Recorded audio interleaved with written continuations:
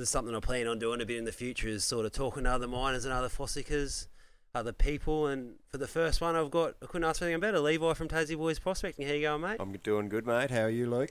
No, I'm good. I've had Levi with me for a couple of days up here on beautiful northern New South Wales. Loving it. What do you think? What do you think of the 2 days, mate? Yeah, it's been awesome. Complete different experience to what I've had in Tassie. The river looks the same, the bedrock looks the same and everything like that, but it's been extremely hard-packed material compared to a lot of the rivers that I work, so, yeah. Evan, you did okay in the end, too. Yeah, I come out, it took me about a day to sort of nut it out, and then once I'd kind of figured out how it worked, it was like I've got to slow down, just focus on, small sections of pulling out those tight packs, yeah. Yeah, cool. Okay, well, I suppose what I want to get into is I want to know a bit about you. Can you tell us a bit about, I don't know. So you were born in Tasmania, correct? Yeah, mate. Tassie through and through. Born in Tassie, Devonport, Tasmania, back in 1981 of all years. 2 years older than me. Yeah, got a couple of years on you. Same, similar family. Just you're nearly directly on 2 years in front of me and everything. Your oldest boy's 2 years older than mine. Yeah, 15. And your youngest is 2 years older than mine too, so there you go. You just punched them out a bit quicker. That's it, mate. We put them all close together. 4 boys, Will, Leo, Saxon and Hudson. And they keep me busy. Yeah, beautiful. If I'm not already busy as it is. I've got a Hudson too, so yeah. Great minds think alike, I say. Pretty cool. Righto, well, one of the questions I wanted to ask you is, how did you start looking for gold? What got you interested in it mainly?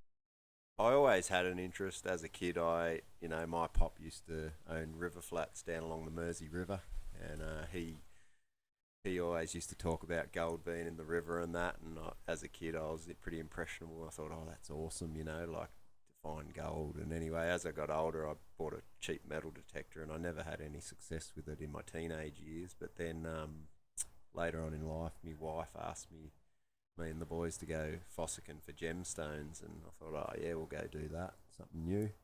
Anyway, from that, I really enjoyed it, and got home later and I started thinking about the gold, and I thought, I wonder if there's anything online these days about gold in Tassie and that. I knew there was gold in Tassie, but there wasn't much information when I was younger, so yeah, did a bit of research, and it pretty much led from that.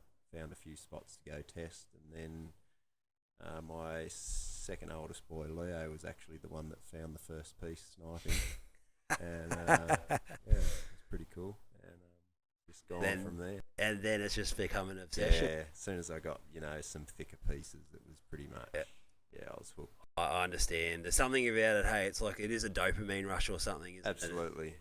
I started out on dirt bikes, and, I was quite a reckless teenager when I was younger, and I've got all the scars, all over me to prove it. I still needed that hit as I got older, but without the danger as much. And, yeah. And that's where I'm at now. I think your story's pretty similar to mine. Like, I was just in a different sport, You're a surfer, then and then it just very, very similar, isn't it? And it's like I said, it's like getting a good barrel that you can keep the barrel after it, or it's like doing a good jump. Then you've always got that little momentum, that little souvenir, and you actually got a souvenir when you're up here too. Absolutely, got a little 2-grammer. Absolutely stoked with that. And it's a nice piece. Yeah, last day, so it was good to get that sort of. We're almost finished, weren't we? Yeah.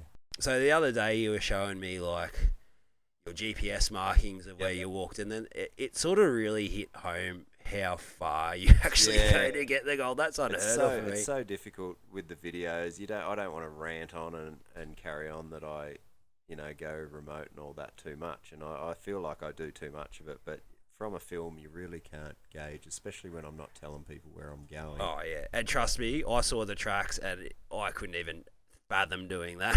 Yeah. I don't know what it is. Yeah, it's a lot of work, but it's evolved over the years. Like I started out very similar to you, where I could drive to a river that was fairly close and accessible via vehicle, and then over the years, as I've sort of cleaned up that gold, I've had to go more remote, and I've learned as I've gone, and it's just sort of. And it shows you that it pays off too, doesn't it? It does, yeah. It's a good feeling because you kind of know that it's probably not even likely that the old timers work the stuff underwater in some of these areas, so that's why I love it. Yeah. Awesome. Oh, well, I'm a big fan of the channels. I'm sure most people watching are. But just know when he says it's full on, and then you actually went back. The thing that blew me away is you went back and got the hooker gear, and that to do that trip once, I'd probably need 2 days recovery to come back. And then you've gone down and come back. Being honest, that was our biggest mission. Absolutely killed me and Rob. So how far was it one way? Down to the campsite, it was about 3.5 kilometres, but it's all pretty steep going. So when you're carrying a lead belt and all your gear in the pack, it's pretty full on. Oh, so you camped before you went upriver, did you? We did, yeah. So we carried it in 3.5 k's down to camp, and then went back to the car, got the second pack, come in again, had all our gear ready. Then it was basically loading up. Okay. From there and heading upstream. Well, that's not quite as bad as I thought. You went 24 k's, came back, and then went 24 k's again. No. The 21 kilometre trip was the previous trip, and that was, I didn't have any dive gear. I didn't have any dive compressor or anything like that. That was just taking my regular pack, and that did have all my camp gear on the first trip. So yeah, 2 different trips. Another thing I noticed too is when we went out, I had a whole ute load, and all your stuff would have fit in a backpack. So it shows you everything's very fine tuned. Everything blows up.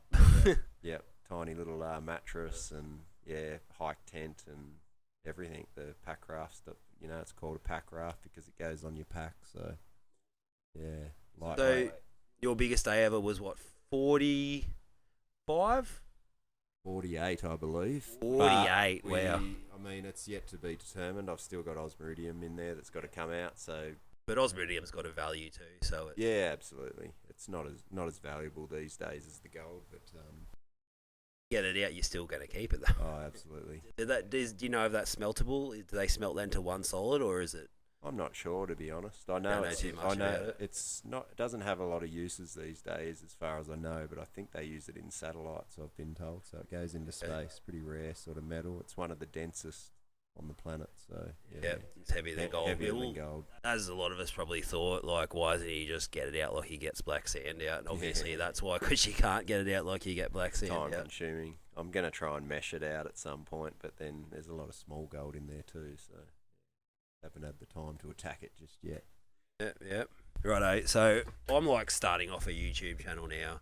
Obviously, I'm only about 3 in, but you've been great coming up and helping me. That's awesome, and I really watched what you did. But do you have any pointers for anyone else in my position that's starting out? Obviously, the first thing I've picked up is I've got to make them longer and I've got to talk to the camera more. Yep.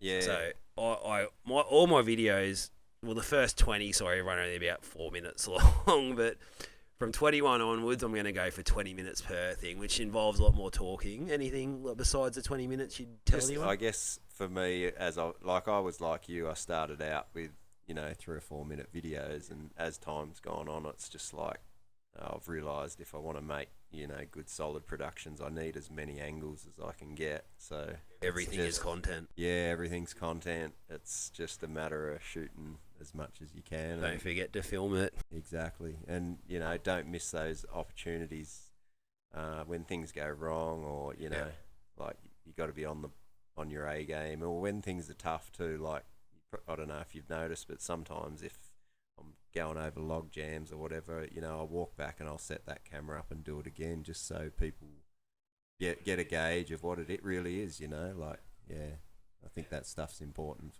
for people to see that. Well, I had something similar. I sunk a kayak and a hooker and 2 batteries, and I didn't film a bit of it, and I really wish I filmed it. Hey, and as soon as I finished it, stuck in my head, I said, I just missed such good content. And I didn't even save the hooker. It was gone. I'm on a new hooker now. In hindsight, at the time, you don't think, do you? You go into recovery mode, but I think now, and I had something else happen. I had one of those little rock prawns, which you sampled the other day. Yeah. One of them pinched a bit of gold off me, and I just watched it, and I didn't pull the camera out, and I was like, and it had its claws, and it was pulling it back, and so well, you better watch that. Do you ever do that? Do you suck it all straight up, though? I notice you do it a bit different than me. As soon as you find it, you're up. Yeah, I usually suck it up as soon as I've cleaned it up a little bit, you know what I mean? And for people watching my videos thinking there's no overburden on it, that's just because I clear the overburden first. I see a nugget and I leave it and I keep going. Then I'll come back and pull my camera out and pick it all up. So that explains that if anyone's wondering why that's happening. I'm not putting it there. Your gold's very similar to mine. It seems like, hey. Yeah, yep. That was I remember. Especially, not necessarily your new missions, but the first lot you got. Yep. So one of the first rivers I worked is very. When I watched your videos, I thought that looked so similar to the ground that we work.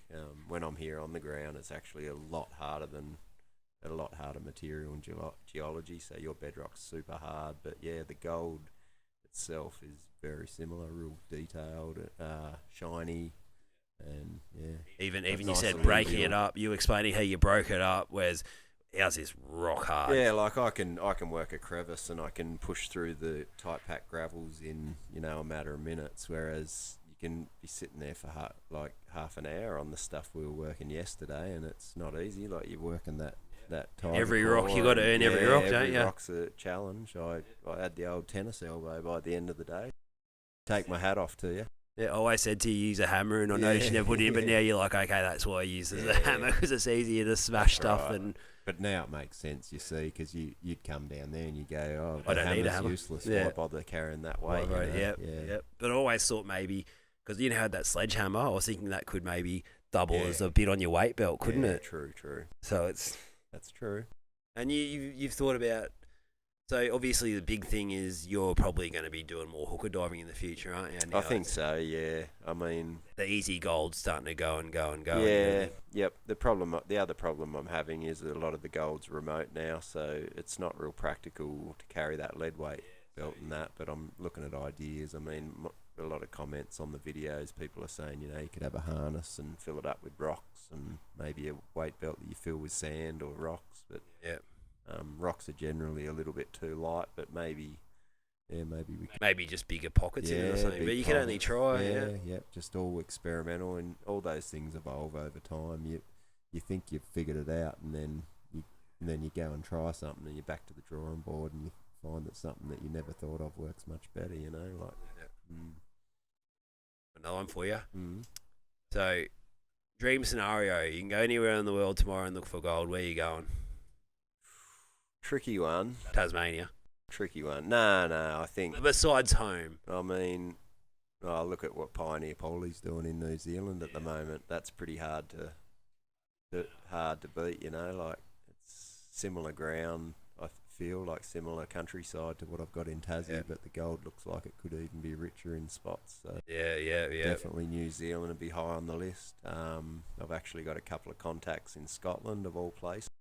Yep. Would love to get over there one day. Definitely Paulie Land, British Columbia, the US. Got plenty of guys in the US that I'd love to catch up with.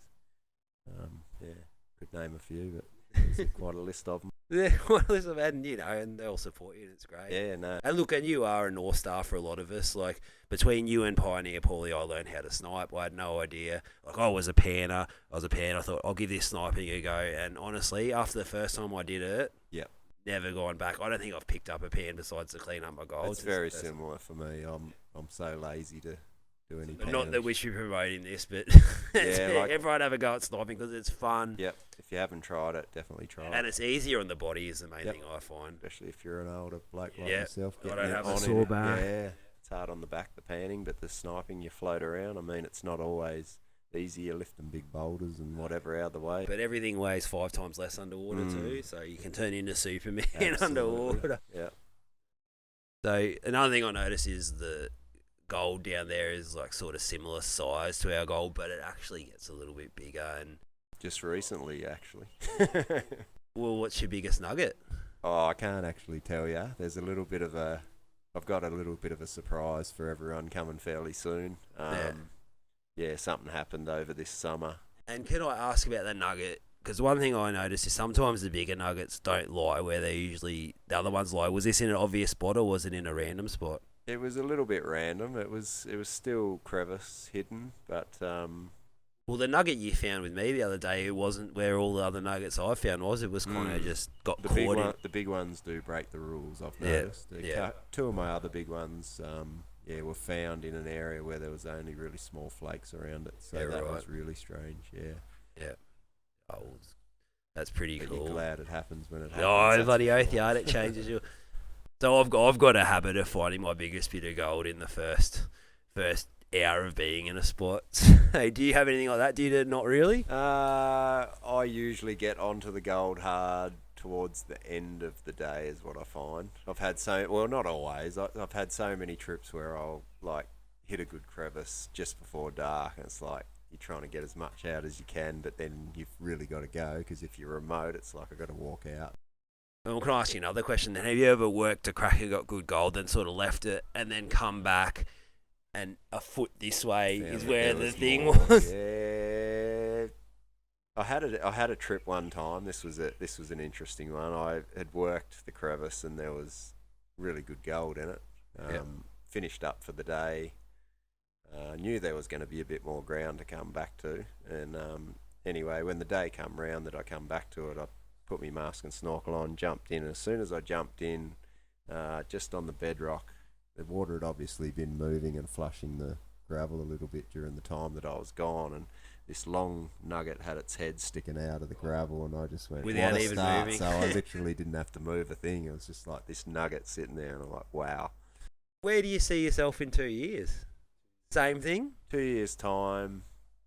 I have other things I want to actually do. The gold's amazing.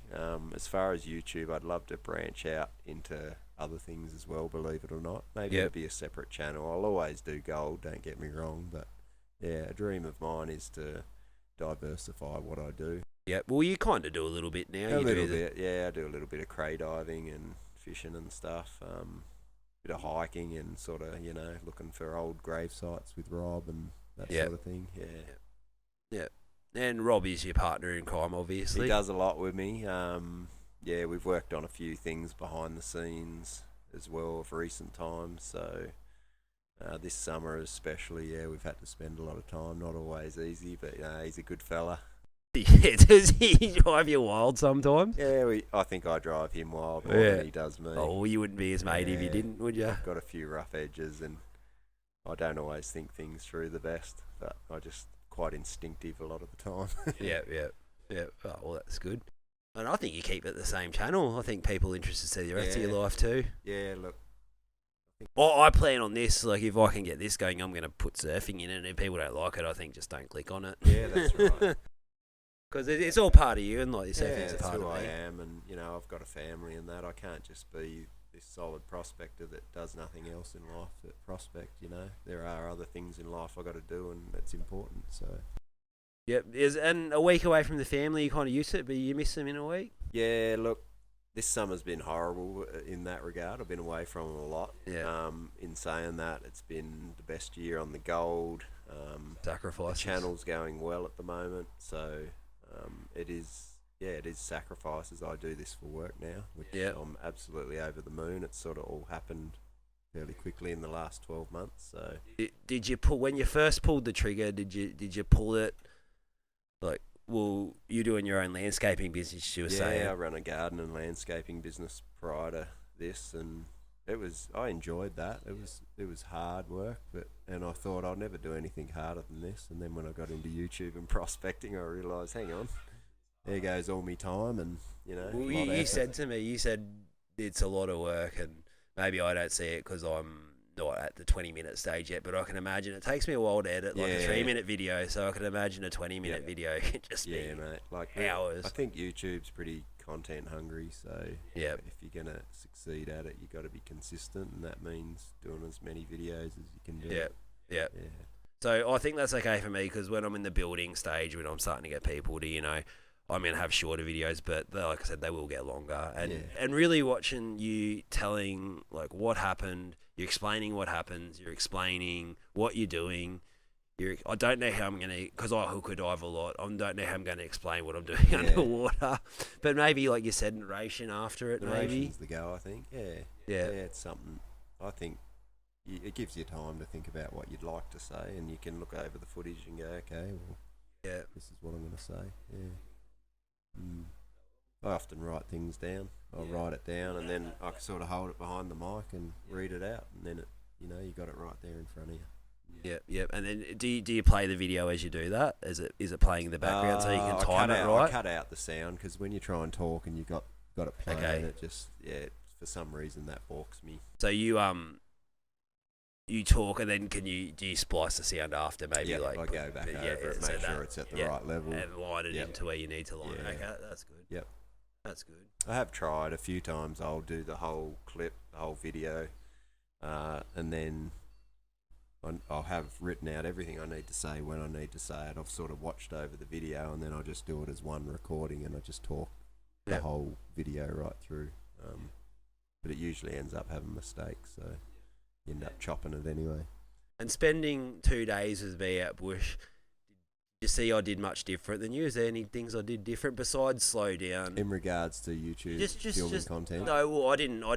My Sniping. plan was never to film too much now. The plan was to observe when you were here and maybe featuring your things. So I was just watching what you were doing, and I was just taking it in, and I did learn a lot. So thanks for that. I learnt to explain myself and slow down and talk more. And I think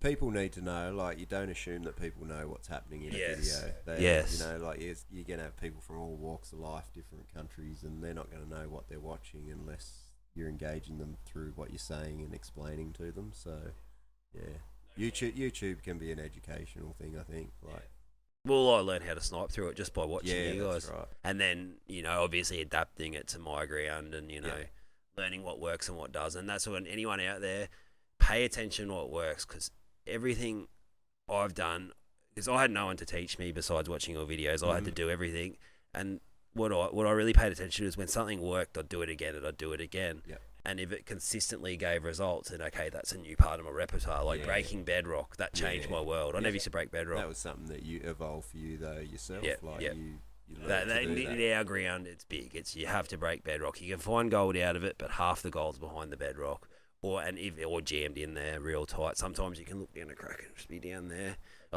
I've still got some gold out there. I've got to go get one day. A few cracks. Get the dynamite, mate. There's one that's like this deep, and I can't get it out. I know there's only a gram in there, but I can see it down there. And I sat there. I'm out of here. Yeah. Yep. No, I've had that happen occasionally, but it just drops too deep into the bedrock. Some of them go, way down. You see it, and there it goes. So you loving living in Tassie still? Yeah, the winters are a bit of a struggle. I've got to admit, it's tiring. Like, I still get in that wetsuit and jump in rivers during the winter. But it would be nice to come to warmer areas. Well, it was a part of a job. I guess that's part of, this trip for me, is to experience other places that have different climates and different geology, and get out there and enjoy it. Yeah. But you actually, the first creek you stopped at, you got a picker in about. Well, we'll see in your video, but I'll let you put that up for this out. But you got a picker in 5 minutes. It took about probably not even that, 3 or 4 minutes in, and I received a very excited phone call from me. I was pumped. Being in a location that I could actually give someone a call was just unheard of for me. So I was just like, "Oh, cool, Luke." Brag about my little picker.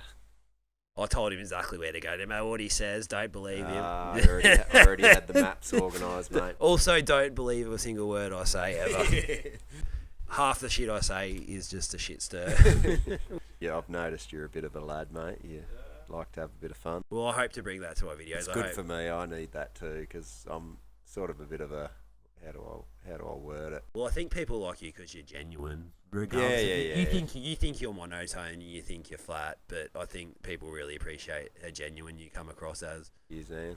And there's no bullshit in it too. Like, a lot of videos you see, I question it, but because I've had similar experiences to you, I know, and especially now you've explained the bedrock, how it breaks apart easier. Yeah, makes more sense. Oh, it makes so much more sense, because I just cannot go through ground as quick as you can, so I think getting an ounce day for me is going to be a lot harder. Yep. Because, you've seen, I've showed him the section river I was on, and I've been on it for a year and a half now, and I'm still pulling gold. When you told me that, we've had conversation over the last 12 months or so, and you told me that you've been working the same section of river for a couple of years. Yeah, or whatever. It is starting to slow up now. The 10 gram days are gone, but you saw me pull 2 grams out of it. Tassie for the rest of your life, you reckon, or?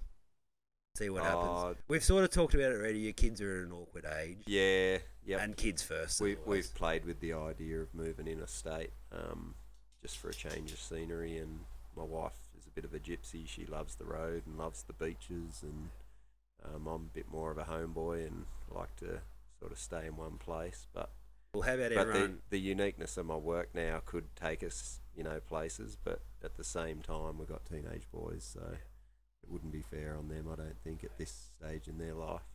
Well, I'm lucky. I think I've landed. Well, I wasn't born here. It's different. I was born in Brisbane, so I've landed up in the northern New South Wales area, and I don't think I'll ever leave. I think this is me till death. You're in a good place, mate. Good place, and you've seen the size of the goldfield. Yeah. I'm in one little.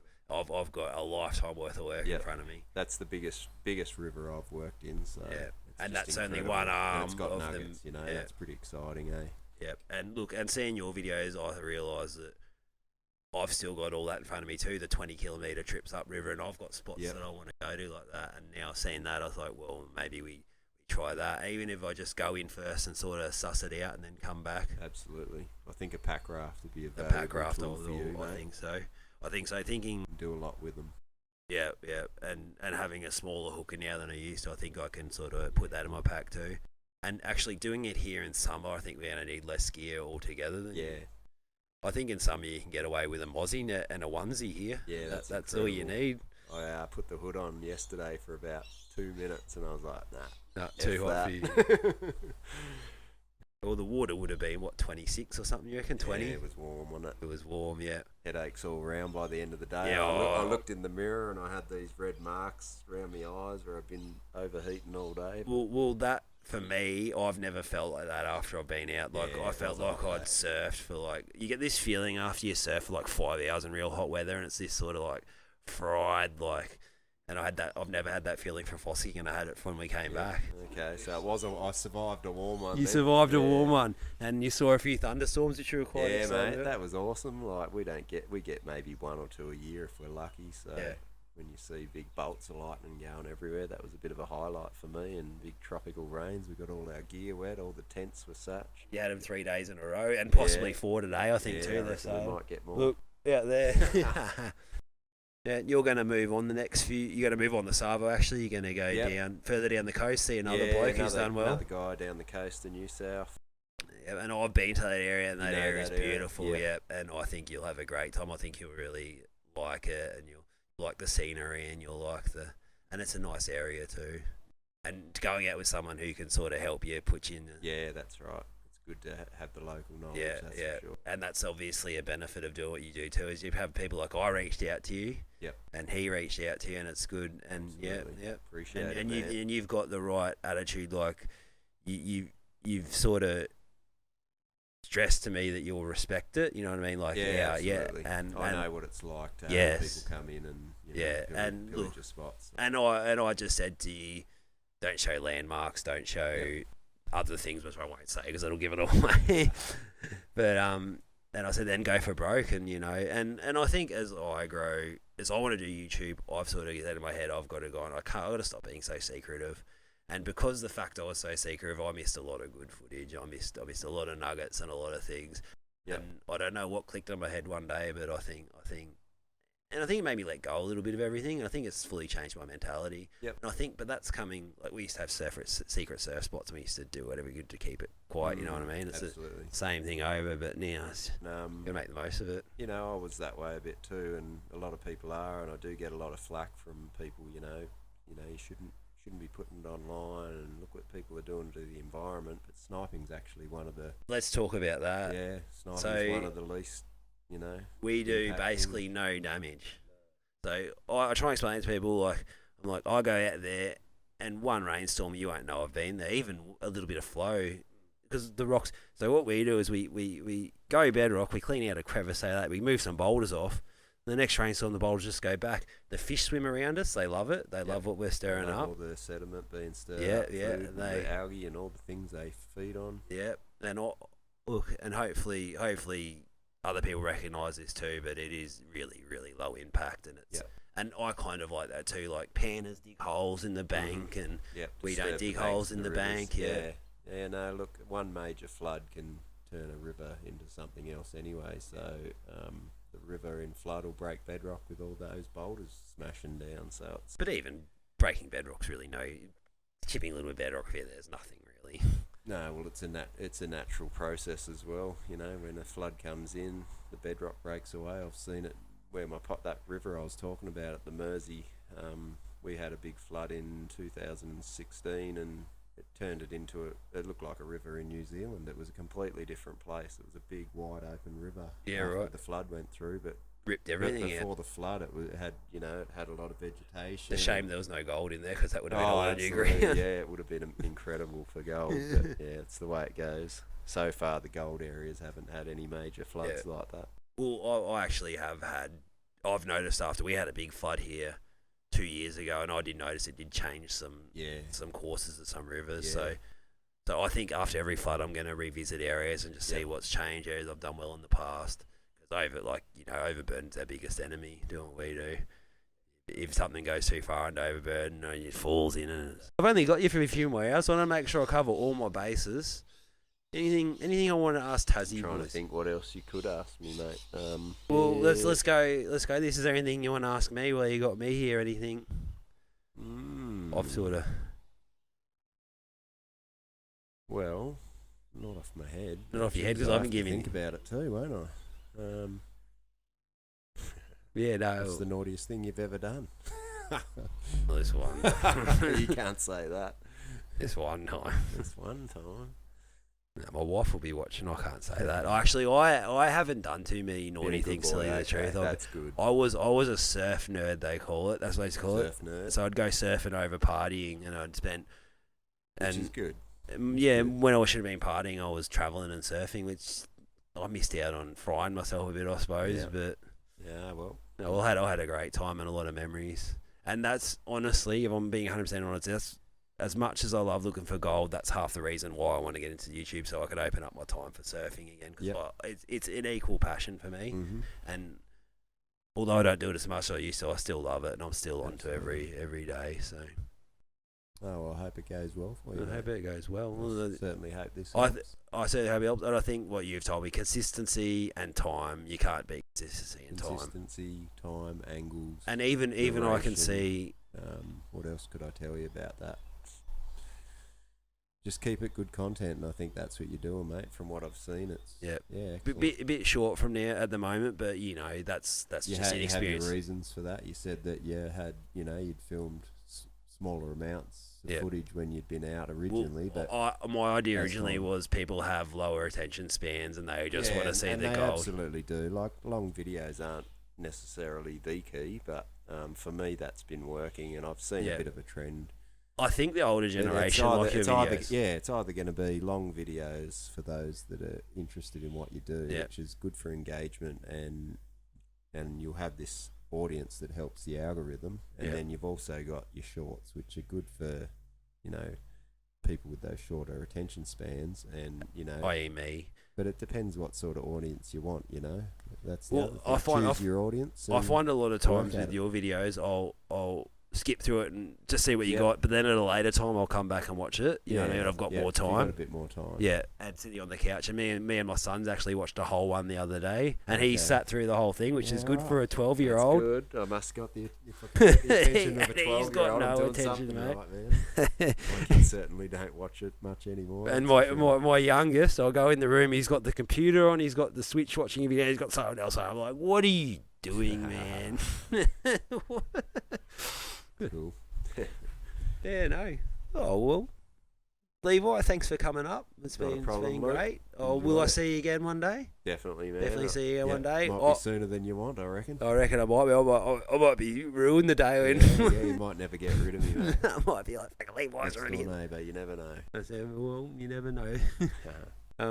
Thanks for coming. Come again. I am going to go to Tassie one day and surf Shipsterns. That's my bucket list thing. So I'm going to hit you up to take me out for one day when I come down. I'd love to come, and I might even do some filming. I capture it for you. I've got to do it before I get too old. So I reckon within the next year or two it'll happen. Depends what happens with all this, and depends if I put the time into this. But if I keep myself fit, it might be in 5 years' time. You never know. You never know. There's 50-year-olds that do it still. So Absolutely, age is only a number. age is only a number, and sore joints, and deteriorating body, and bad back, and grey hair. It does happen. It does and fat. happen. And wrinkles. Wrinkles. He's talking about me, isn't he? He must be talking about me. Well, cool. Let's wrap it up. Good. All Thanks, right, man. mate. No worries. Thank you. Cheers.